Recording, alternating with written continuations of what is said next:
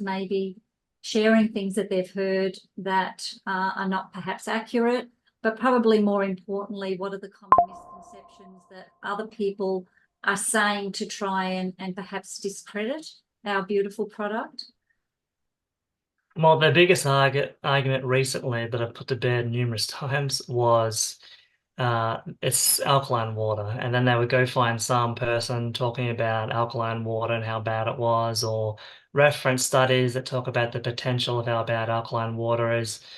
And it's like, well, that's irrelevant. When you push the button 8 or 8.5 or 9.5 on the machine, think of them as power level 1, 2, 3. The only reason why that they're producing, why it's got that pH written on it, is on average, depending on the source water and the minerals in that water, that's the average pH it will end up at once you push that button.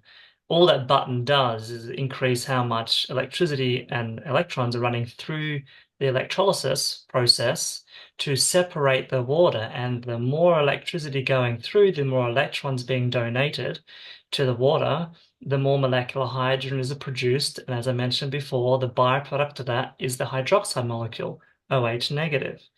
And that is what's causing the pH when you're testing it to show high. But not all alkaline waters or even acid products are made equal. There's something really important called buffering capacity. It has to do with the alkalinity of the substance. So alkaline water and alkalinity are two separate things. You can have alkaline water with a low alkalinity and alkaline water with a high alkalinity. To give you an example, one of the publications spells it out perfectly. And they were mentioning that the 9.5 water produced through electrolysis is no more alkaline than the tap water that originated from. So let that sink in. The 9.5 water that the machine produces is no more alkaline than the tap water source, 7 usually, that it started off at. So how is that possible? It's because it has a low buffering capacity. You can take something like bicarb soda, teaspoon in a liter of water, and that would really increase the pH of your stomach acid. Let's say it's at 2, it would bump it up to 8 very quickly. You would take 1,800 liters of 9.5 to do the same thing.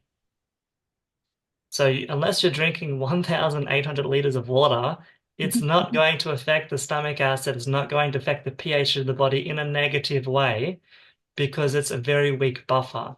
Another analogy, and I did this demonstration one time, I got 2 glasses of water.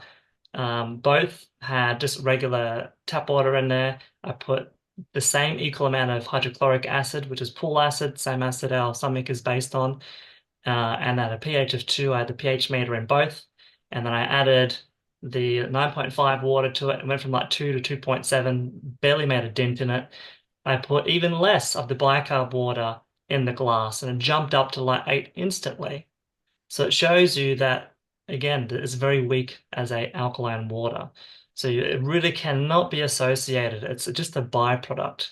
And the alkaline water is reduced very quickly, bringing the pH back down to neutral the moment there's any kind of acid present. So yeah, that's the argument done. Like there's no credible proof that electrolyzed reduced water has any negative impacts on pH whatsoever.